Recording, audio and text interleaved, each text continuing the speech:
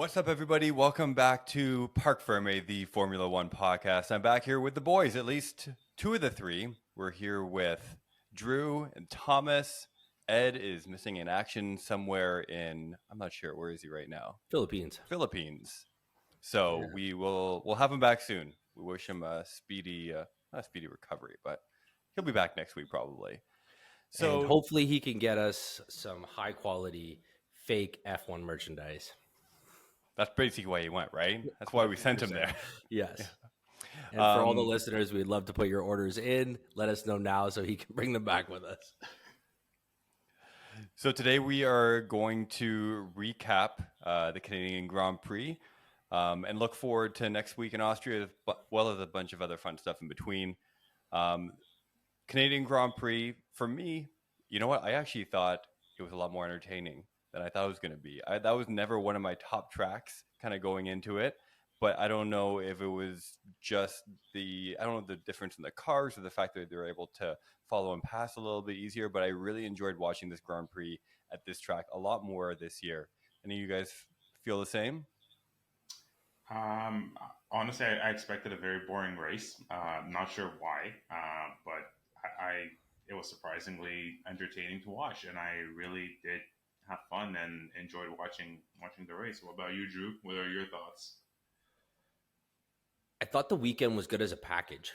We had, like a wet, dry, wet quali, which I think was a great mix up for the grid, which helped at least the start of the race be entertaining. Par for the course, we had Max Verstappen, obviously, with everything going for him, invincible. It seems almost at this point in the season, but we were able to see a lot of good midfield fights, even up front with Lewis and Alonso. It was a fantastic race, a good battle. We had a couple of safety cars. Got to give it up to the Canadians. I might be a little bit biased, but when Logan Sargent had the power unit issues and he DNF'd early, 20 seconds was the time on that virtual safety car. If anyone forgot, they had that car off the track in 20 seconds. So I don't even know if anyone got any free pit stops or anything with that. So it was a very entertaining race. I think like I said, the wet, dry, wet quality was awesome. I guess I kind of wanted to bring up this point to you guys while they had it here. What about Charles Leclerc win the qualies? Alex Albon made a super move. The Williams team put him on the slicks during the qualies. He ended up getting an absolutely pelting lap in and was on pole for a little bit. And then we had Charles Leclerc that didn't make it into Q2 or Q3. And I thought that was super surprising because he had just as much opportunity on those inters as everybody else. I know he was upset at his team for not putting on the slicks, but a lot of other racers also didn't put it on the slicks and they still managed to put in a banger lap. Right. So what are your guys' thoughts on that? Do you think that was a Leclerc issue, a Ferrari issue, or a combination of the two? I think it's honestly a little bit of a combination of the two. But I think Leclerc is starting or is already showing confidence issues, and I think that really is affecting his performance. I don't want to say it's a team issue or a Ferrari issue. It's all of it all at once. It's a perfect storm, and I think that's affecting his confidence and his ability to drive. That's the way I see it, and that's the way I think. Mm-hmm. Yeah, I think it's a relationship issue, and that relationship that Leclerc has with the team right now, and maybe the team that has the relationship that the team has with Leclerc, they are clearly not jiving. They're not really communicating very well, and I don't know. Probably more importantly, I don't know if Leclerc as a driver, and I would pose the same question to Sainz, whether they really have a lot of faith or trust in how their team is being managed right now. And as a driver, you're out there, your focus has to be 100% on the job at hand, in qualifying, on setting those times, on reaching that limit. And if you don't have complete faith in what your team is telling you, I think it's a really, really hard spot to be in because you don't know if you're on the right tires. They're going to tell you they're on the right tires, but there's always going to be that seed of doubt, and you see it with other teams, right? You see that discussion going back and forth with other teams. You know, I'm thinking about, you know, Lewis, for example, when he's driving, and he might talk to his engineer and maybe question them about some strategy or things like that. But I think outside of those discussions, there's an inherent trust that exists between them, and an inherent level of faith where they just know that even if they might not agree, they still know that everyone has their best, um, everyone has their best interest at heart, and everyone's working towards that diligently. Where I don't know if right now Charles has that with Ferrari and the team. Yeah, I don't disagree. I think that's bang on because like I don't think it's a trust issue with the vehicle. I think everyone on the team knows that they're still working on that vehicle, and it's one of those knife edge cars that like if they push it too far, that the power is there for it and the downforce isn't, and they just haven't kind of figured out that sweet spot of the aero versus the power. And I think both of the guys really are coming to terms with that. But I agree that their faith and ability to rely on good management engineering calls is just not there. It's not going to happen. And with the way Ferrari's been acting over the last few years, putting a lot of the decision making back on the drivers while the drivers are doing 300 kilometers an hour, I don't know. Maybe that's not the best move. Maybe that's not how I'd play it out. Maybe let the drivers drive, and you can make some of the calls depending on tires. And then you have a team like Williams, like we talked about earlier, that this isn't the first time they've made a brilliant weather tire call, right? And they put Albon in a subpar vehicle on pole by being better than everyone else at reading the weather. Good for you. That's how it should be done, right? Yeah. Mm-hmm. So to follow up to that, looking back at Leclerc and Ferrari right now, if you're looking in your crystal balls, do you think that Leclerc and Ferrari can be champions together at this point as a team? Do you think that they can be champions? For me personally, it's hard to say. I want to have that faith and that trust that it's Ferrari. I want to see them on the podium. I want to see them, be the top team or one of the top teams again. But how the last 2-3 years have been going, it doesn't look well. They had so much controversies from team orders to changing principles to just strategy. And we talked earlier on the earlier episodes. It doesn't seem like everyone is on the same page. I do what I want, you do what you want, or let's put these two strategies together, and they just bounce off each other. They don't go hand in hand. I really, really hope that they can change that and be one of the top teams, if not the top team. It'd be nice to see. But for the time being, it's hard to say. I don't know if it's a yes or a no. I just hope that they are going to get to that point and they are going to be on the top. I saw a direct correlation between when Ferrari family members are present at the race and the success level of Ferrari. So Ferrari does a lot better when mommy and daddy are in the room, and they seem to pull it together when they're being watched. And I thought that was a great point because Ferrari during the race made a good call, a big call, and like they held true to it. And like for once it panned out and it was awesome. And like, it was good to see the boys scrapping it out in the middle. And I remember at one point when actually not at one point, at 3 or 4 points during the race, they were like, Carlos is not going to attack. And like maybe the first time that made sense. I would argue maybe the second time, but the third and fourth, he was like 4 seconds apart and pulling like, 200s a lap. Like, I don't think he was worried about it in any way, but it was nice to see good things happen to Ferrari. I think they needed a little bit of good karma going their way because it hasn't been pretty the last little bit. And for some reason, every single call that they've been making has been just horrible. So it was kind of nice to see that happen. So back to my question, which you conveniently did not answer. Do you think that Charles and Ferrari can win together? No.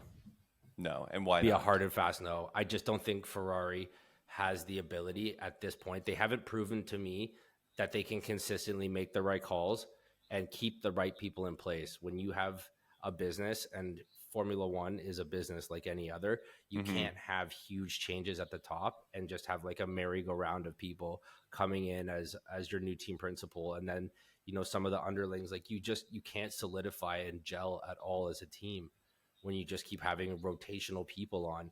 The two people that have been the most solid at Ferrari are the drivers in the last few years. You know what I mean? And that shouldn't be the case. And I don't think it's very conducive of building a fantastic and championship winning Formula One team, in my opinion.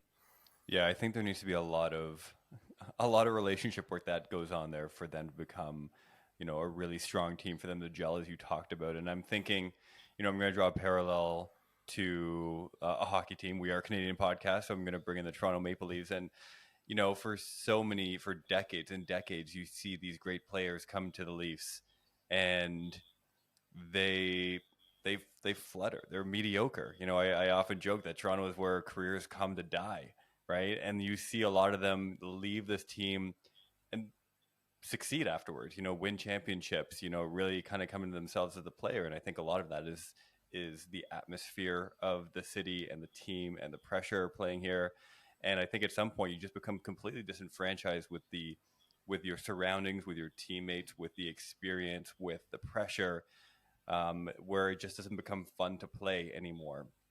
And despite your best intentions and your best efforts, there's just that magic ingredient that is missing. And I'm wondering if that is what's happening over at Ferrari. And I'm wondering if there is ever going to be, if you can recreate that or reclaim that, or if, Charles's best chance at a championship is to maybe look somewhere else. You know what, Walker? I've never actually really thought about that. The parallel between like the Toronto Maple Leafs and Ferrari is uncanny.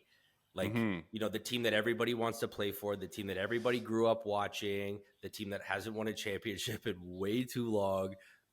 They have great players, but they just can't seem to gel. They pay way too much for these awesome players that end up leaving and winning championships immediately at other organizations. And I never really put that together. That is kudos to you, sir. Slow clap Thank for you. you. Thank you. You So let's know move what? on. Before Walker, you said the whole Ferrari Toronto Maple Leaf comparison. I kid you not. I thought about that in my mind too, and I was gonna say something, but I held off. I'm like, no, this is Formula One strictly. We're not gonna get into hockey. And it was so funny to hear you actually say that. Great I minds. think being Great minds, the Thomas. Parc Ferm podcast, I think we're allowed to get away with a few penalty box, a few NHL comments, and get away with it. I think it's very relevant. Very relevant. It is. Yeah. So let's shift our focus to another team on the grid. Let's talk about McLaren, because they definitely had an interesting weekend with strong qualifying. Piastri came out ahead of Norris. And I know, Drew, you want to talk a little bit about Norris. How do you feel about him? You seem to have a little bit of doubt. I want to love him. Like, he's a fantastic young guy on the grid. I love his relationships with all the drivers. He's a super fun guy on and off the grid. He's fun to watch. I haven't been able to see him in a competitive car other than the first couple years that he was at McLaren, and McLaren was kind of fighting for that best of the rest. I don't even think they're in the best of the rest category right now. Like, they're not even in that fight. Like, they're fighting like Alpine and Alfa Romeo for like that middle grid thing. And it's unfortunate, because I think him and Piastri, based on what I've seen historically, are awesome drivers, but I'm getting more and more nervous that like he's being complacent and he's just on a team that takes the wind out of his sails. I would argue it's something very similar that happened to Danny Ricciardo. You know what I mean? Like, he was a super competitive driver, and then you watch him land at McLaren. Something didn't gel between that car and him, and like he just lost the racing spirit, right? And like I would argue the same thing's currently happening with Valtteri Bottas. Fantastic, consistent racer. He put him in a decent car, and he does well. And then you put him in an Alfa Romeo, and he's he's not doing anything but showing his butt and growing a mullet. And like, cheers, good, kudos to that. But like, he's not in the point in his career where he's had the wins, where he's had the podiums, where he's had the fights for championships like Valtteri Bottas did, like Danny Ricciardo did.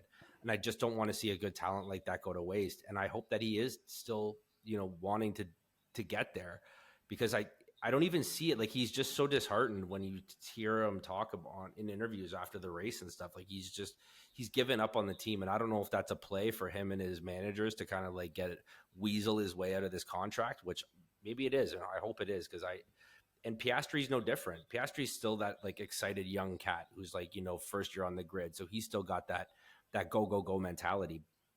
But, Lando had a first couple of good years where he was in a competitive car, learned a lot, was like, diving into the corners, doing all that fun thing that you want to see in a racer. And he's just not doing it anymore. And he doesn't have the car to back him up. And I don't want to see him go to waste, straight up.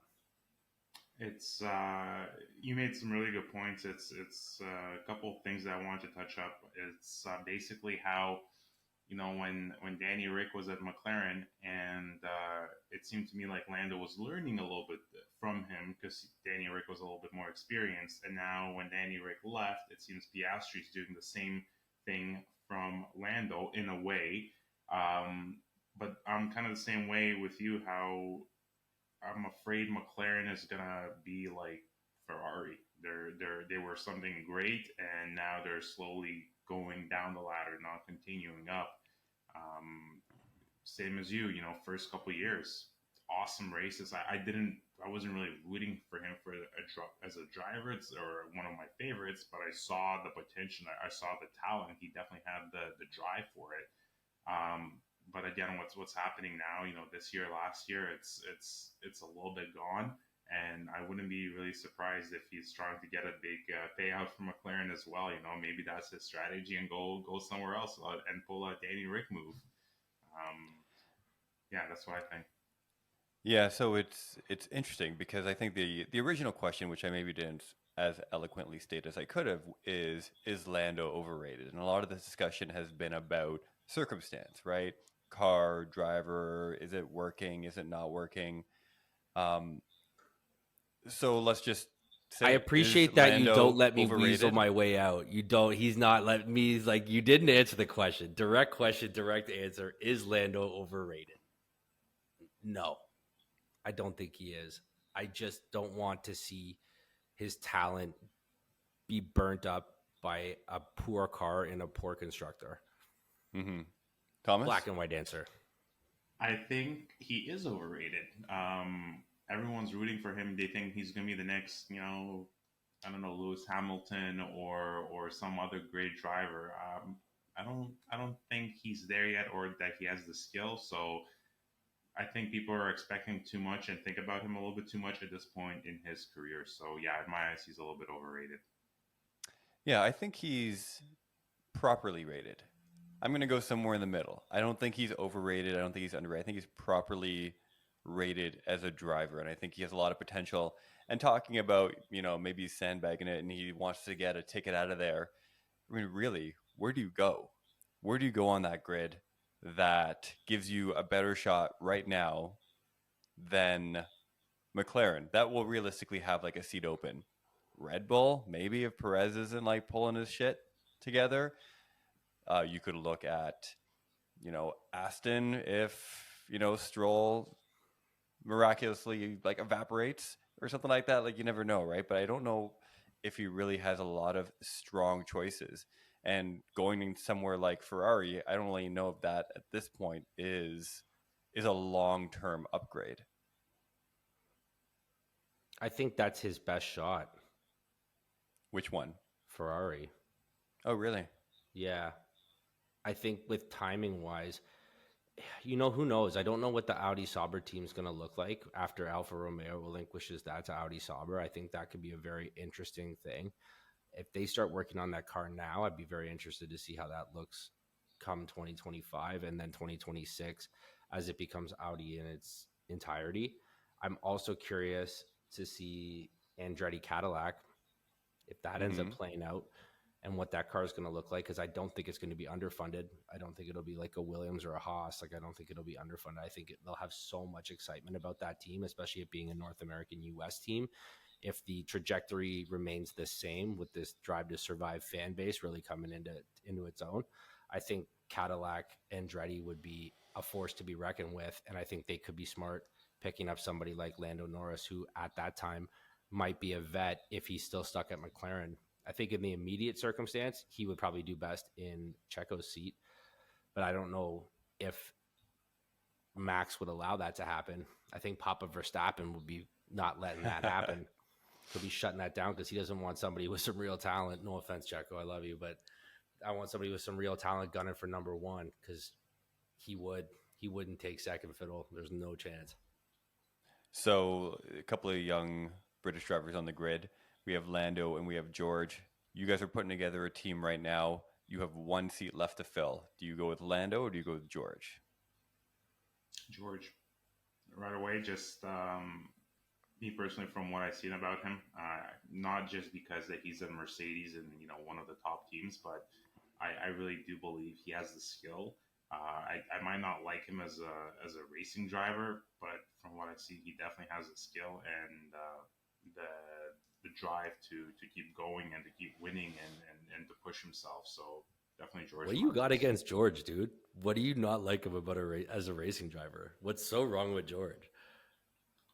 I don't know. There's the same thing I can't really explain. There's George, there's Lando, there's Piastri. They just seem something's off, and I just don't like them for some reason. Nothing to do with their skill or how good or how bad they are, but I just don't like them. When you see a person, whether it's in real life or TV or moving, you're like, you just want to punch him in the face. There's something about him. He's got a punchable face. And that's.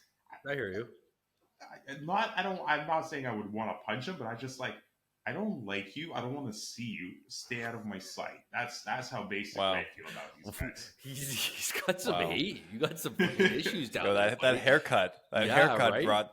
brought the rage. Yeah, this guy looks like, oh my goodness. You know what? Quick answer. I'll give you the same answer I'll give you the same answer though. I think George would be my guy. I think Lando is a little bit more of a wild card. I think if I was building a team, I would want at least one of my drivers to be consistent. But if you told me I could have George and Lando, I'd take that team. Yeah. Because I think Lando's that kind of like fun, exciting driver that's a little bit more fun. The camaraderie between the two of them would be fantastic because they're boys and they're like, they enjoy each other's company, which helps put together a team as far as marketing is concerned. And I think that George would be that like consistent racer who like might not win every single race, but like he's getting you in good points every single race, where Lando is either like first or the wall, which I'm cool with too. Yeah, I think I'd probably go with George as well. I really like Lando. For some reason, just my perception is that George is maybe a little bit more focused. I watch too many videos of Lando like playing video games or something like that. He's got like his quadrant like gaming crew or something like that. So maybe that's why. But I just feel like George, there's like a reliability, a maturity about him that maybe you don't see with Lando, and maybe that's a tenacity as well. But maybe that's just also a function of spending 3 years at Williams in like a shit car, where Lando kind of like landed, the upper middle when he came in. So he didn't have that same kind of scrappiness and that same kind of fight that maybe George did to really prove himself in an absolutely terrible car. So I wonder if that development side of it is also part of that, tenacity that you see. And I like to see that with George, and I like that relationship that he has with Lewis. I think they have like a good respect for each other. He's not scared to challenge him. But there's still a strong respect between the two. And I think that's one of his best qualities, really. So leaving Canada, who's riding high? Who's feeling good about themselves right now? And who is like, fuck, I got to pick my shit up in Austria? Drew, you take this one first. Oh, man. I would be so nervous to be Max Verstappen because when you're on top, there's only one place to go, right? Mm-hmm. Like he's riding a high. He's so confident. Like, I don't know if you guys remember that part in the race where he like went over that big sausage curb and like, he's like, oh, whoops. Yep. Oh, I almost lost the whole race there. Ha ha ha. And then just like put another 2 seconds a lap gap in between him and Alonso at that point. And just like, it's like he's sim racing. Like he just has this confidence about it that like he can do no wrong. Like he has the reset button just in case something goes wrong. And he's riding a high. Of course he is. That was fantastic. You have some Alex Albon did that guy not put in a race? Like, we can all give it up to Alex Albon on that race. Like, that guy did a fantastic job in a subpar car. He made that car 3 cars wide and just drove around that track in whatever 7th place I think he got or whatever. It was absolutely insane. I couldn't believe it. And it was just really impressive to see what Williams could do with a couple of good strategy calls in quali and a couple of good strategy calls in the race. It was absolutely awesome to see. I was super pumped. Ferrari ended up making that good call on the tires. That was awesome. People that I think are kind of under the gun a little bit. I think Lance Stroll. When you consistently have a guy pushing for 3rd and 2nd every single race, and you are 7 places back, like habitually, you need to take a really good look at yourself and see where the problems are. It was the exact same way between him and Vettel. And I don't know if his skill set is going to be conducive for being even a good second driver at Aston Martin. I think Papa Stroll is going to have to really look in the mirror and see if like this is a good business decision, or maybe he just has enough money to go buy himself another F1 team and put him as the captain on that team and just be like, the Red Bull to the AlphaTauri kind of idea and just be like the captain of the B squad. Because I don't think Lance Stroll has been progressing fast enough. He is no longer a young gun on the grid. Like, he's in the vet category now, and he's not racing like a vet. Like, he's still, his spatial sense around him, he like, when he goes into corners, it's him and the car in front of him, and like there's no other car on the grid. Like, he just like, it blows my mind how he just gets himself into these dillies of a pick. And like, I wanted him to show up, man. I'm Canadian, he's Canadian. We were in Canada. I really wanted to see him do well. And I think that he just hasn't. He got a free pass early because he fell on his bike, quote unquote, and hurt his wrist. And I think he got a free pass. And those are some of the best showings that he had all year. It was early in the season. And he's done nothing but slide down the grid. While his partner, Mr. Awesome himself, Fernando Alonso, has been darting up the grid and consistently staying there. So, yeah, I think Lance Stroll is the guy who's under the gun, and I think that that Alex Albon was definitely the guy riding high coming out of that race. I'm going to keep this short and sweet. Lance Stroll, I definitely agree. For what you said, I think part of the issue might be, and we don't know this, none of us know this, but I think his heart might not be necessarily in the racing. Maybe he's in it just because his dad wants him to be in it or has a team. That could be a possibility, but it is disheartening. I'm the same way. At first, I gotta be honest, he was one of those drivers again I didn't like. But once Alonso joined the team and I saw what both of them are capable of doing, like, he won me over. I am honestly rooting for him, and if the higher he goes, I'm like, yes, come on, let's go. Red Bull riding high, no question about that. They're unbeatable. As for the lows, I'm gonna go a little bit different and maybe a little bit controversial. I'm gonna go with Haas. We all know they're not the strong team. They're a little bit on the weaker end, on the bottom of the barrel. But we also seen what the drivers are capable of pushing out of the cars, and I think they could gun for so much higher positions and be way more competitive. But there's also a lot of silly mistakes that they do, or they rush a little bit, and once they collide or hit the wall, I just think back, 3, 4, 5 years ago with Roman Grosjean, with all the mistakes he did, and you just look at it and you're like, every race there was a crash or a bump or something, and it's like, come on, dude, like, learn. So I'm expecting to see more from them, and I think they need to step up their game a little bit, a lot. I was laughing to myself, Thomas, when you were talking about Lance not having his heart into it. I just went to this place where I could picture Lance like crying in a dark room, just like wanting to pursue his passion of like fucking, I don't know, pottery Painting. or something like that. Painting. His dad coming in and yelling at me, like, get in the fucking car. But never know. Everyone has their own truth. Who am I going with? I'm going to go feeling a little sticky right now, I think I'm going to go with Joe.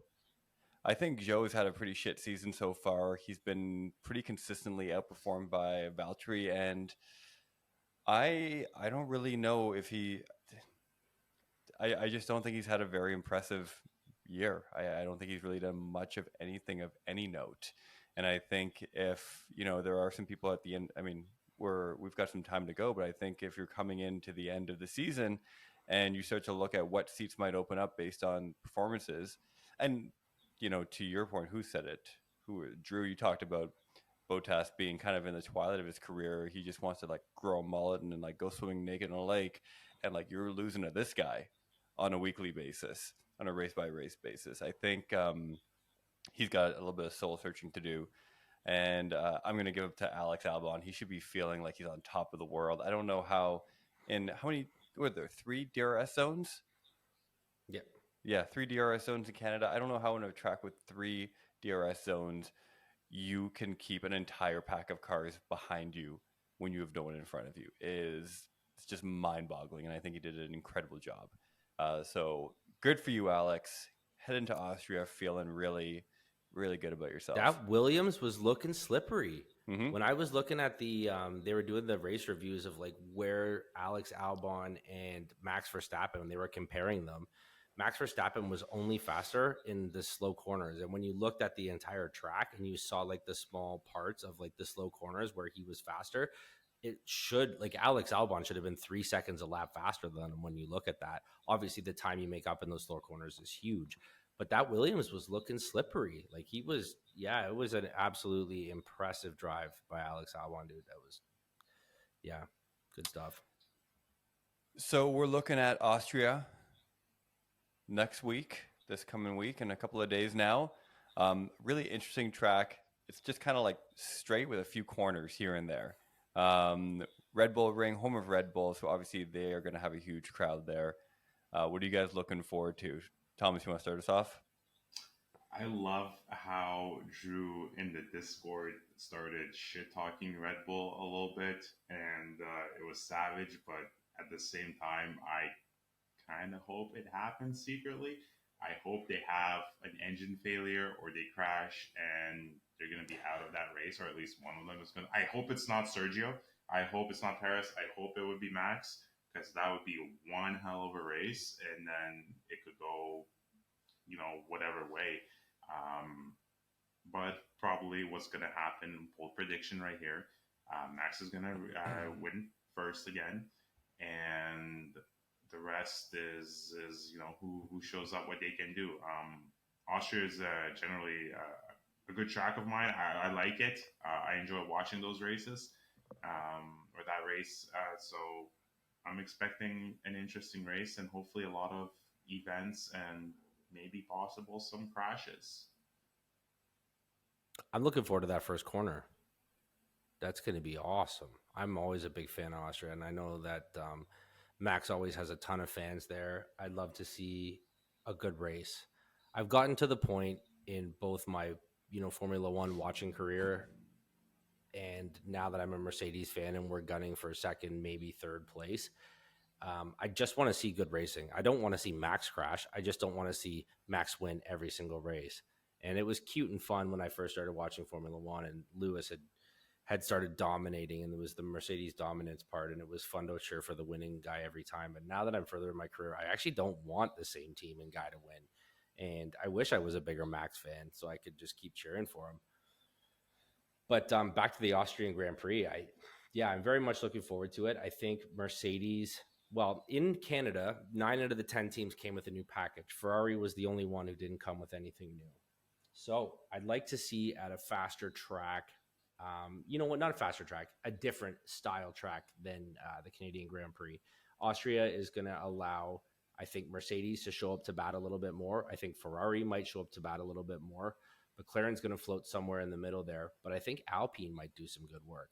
Speaking of Alpine, I don't know if anyone else watched the Ryan Reynolds, Michael B. Jordan investment pickup. I think they purchased 25% or 20% of Alpine with 200 million euros. I thought that was quite interesting. Maybe we'll get a little Wrexham United luck going on there with a little Ryan Reynolds purchase.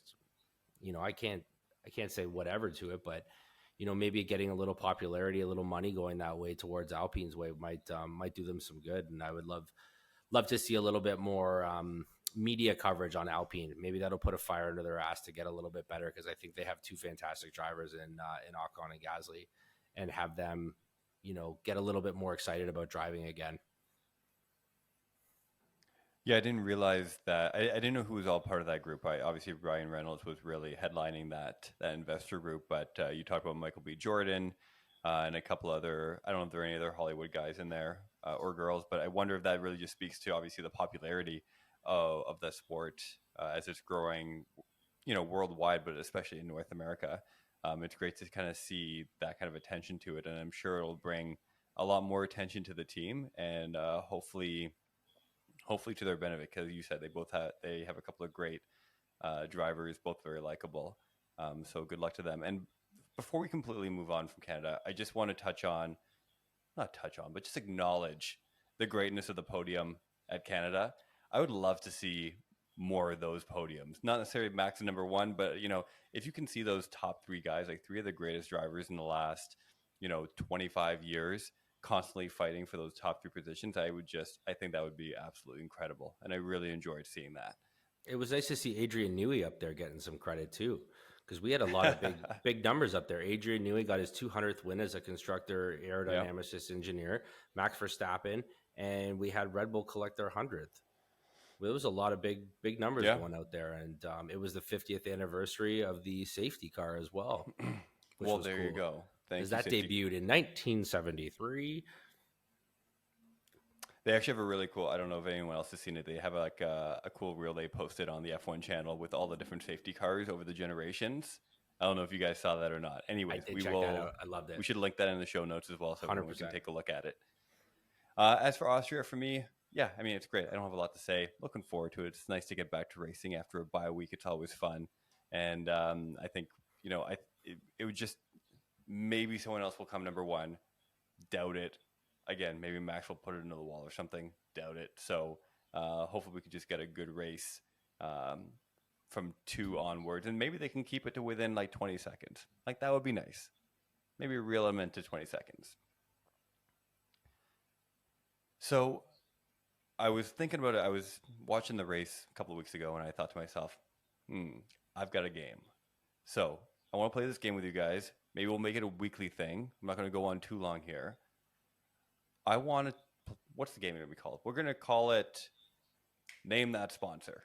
Because I'm looking at these cars, and they're littered with sponsors, and I don't know what the fuck half of them do, what their deal is, what their business model is. I don't know anything about them. They're just, they're words on a car. So every couple of weeks, I'm going to choose a couple of different sponsors. I'm going to throw them over to you guys, and you guys are going to give me your best guess as to what they do. Maybe you know them, maybe you don't. Some will be harder than others, some will be more obscure. But I thought we'd kick it off this week with a couple, and I would like you to name both the car they are on and what they do for business. I'm not going to call out any names here, so whoever has it first, go for it. This is going to be good. I'm actually pumped about this. This is so dumb. I love it. But seriously, do you know what half of them do? I don't. No, I don't. We're going to learn. I have no idea. No. No, we're not sponsored by any of these companies yet. Maybe we will be. Who knows? But the first one is Bybit. It's team and business. Oh, Bybit is on,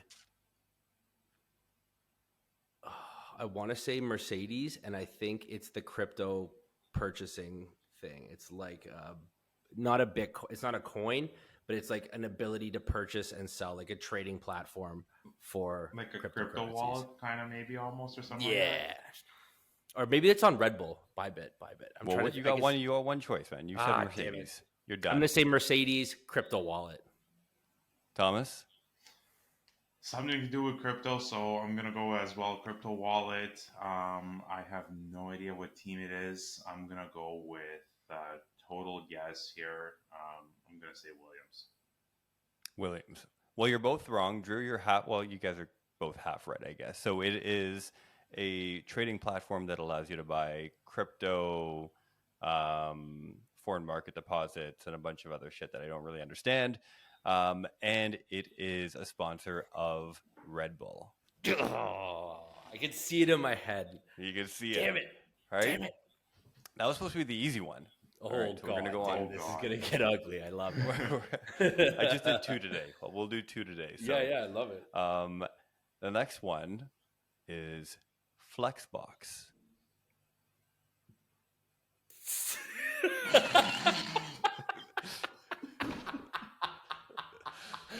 Flexbox. Would you like me to spell that for you?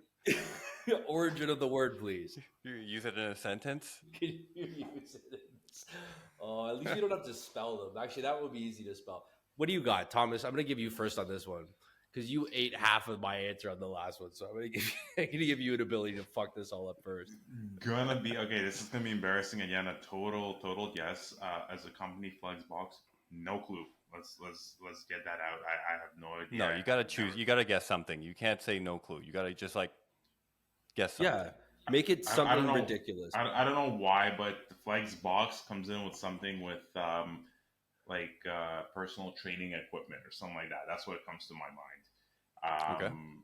And as for team, again, total guess, Haas. Okay. I'm going to go completely different with that. It's funny that you said that because my mind definitely didn't go there. And that's why I think this game's going to be fucking awesome. And I'm really pumped that you're going to do this every week. Flexbox, immediately I think of like logistics and moving, like something that like was you can change the size of the box into something different for like whatever package that you're shipping with. And I'm going to go with Alfa Romeo. Ooh. Oh, you were so close, Drew. Thomas, you weren't even close, but Drew, that was pretty close. So Okay. Flexbox is a leading what is it? No. Flexbox is a leading global supplier in the logistics industry with over 15 years of experience in shipping container development and manufacturing with sales volume, blah, blah, blah, blah, blah. So logistics, shipping, moving, we'll give you that one. Your one mistake is you chose the wrong Alpha. Oh, it was AlphaTauri. Damn it. Damn it. Close. So close. Anyways. Wait, I don't want you guys studying this now. Can we make that like a gentleman's bet that all of us are going to look at the cars and not study these? Because I think this is absolutely hilarious. Yeah, we can. I mean, yeah, let's do our best. We'll make a gentleman's bet on that. Okay, that's name that sponsor or whatever I called it. We'll come up with some catchy name in the middle. Yeah, exactly. So we've recapped the Canadian Grand Prix. Looking forward to Austria. Anyone have any last words before we sign off for today's episode? Not really. Max crashes it or has a power failure or a transmission failure, and I hope he doesn't get hurt, but I hope he crashes and gets some dark words from Thomas. Thank you. You know what? As dark as they are, I actually just want the grid to little switch up. Like I think like a nasty little crash on the first corner. Obviously, like I don't want anyone to get hurt. That's clear. But I would love to see like a third or fourth crash into 1-2 and just like totally mess up the grid because like I haven't seen a Pierre Gasly win a race. You know what I mean? And Esteban Ocon win a random. I just want to see something fantastic and different. And Max is going to win it. Red Bull's going to win it. If statistically they haven't already, it blows my mind. But I think that, I just want to see a switch up. And, no disrespect to the amazing work that Adrian Newey, Christian Horner, Max Verstappen, and the entire team at Red Bull have put in because they deserve it. They're the best for a reason. That wasn't an accident. So they deserve it. But just for entertainment value for the new and the old F1 fans, let's get something new going on. Oh, and I completely forgot. Sorry, I will give my answer. Predictions. Sorry, we skipped predictions for Austria. That's a good call. Drew, you want to go with predictions? I would love to see Georgie Porgy in the points. I need to see Chuckles LeBuckles, Mr. Charles Leclerc in the points. So let's go 2, Charles Leclerc, 3, George Russell, 4, Alonso. There you go. I'll leave it there. I'm going to say Hamilton 2, George 3, Leclerc for. Okay. Let's do, considering that we're assuming that someone's going to have a failure, let's do, we're going to Hamilton 1, just because. I am going to go with Pierre Gasly, number 2. And we'll put Sergio Perez in number 3. Ooh, There we go. And Logan Sargent is going to like blow his gearbox in the first lap. Ouch. And you say I'm dark. That's good. I said blow gearbox. You're here like spinning out and fucking let's make crashing that into the the wall. title of the episode. Which one? Walker wants to blow his gearbox. It's not a bad way to go, guys. All right, everybody. Thank you for tuning in. Thank you for listening to Parc Ferm, the Canadian Formula One podcast. Don't forget to subscribe, leave a review, share with your friends, all that good stuff. Show You can notes. find us on all the good channels. We got Spotify, Twitcher, Apple Podcasts, iTunes, iHeartRadio. If you can find a podcast, you can find us there too. iHeartRadio. Yeah. Look at that. I got it on I didn't even iHeartRadio. know that. Yeah, right? Fuck, we're big time boys. We're famous motherfuckers. Getting there. Okay, ciao, boys. All right.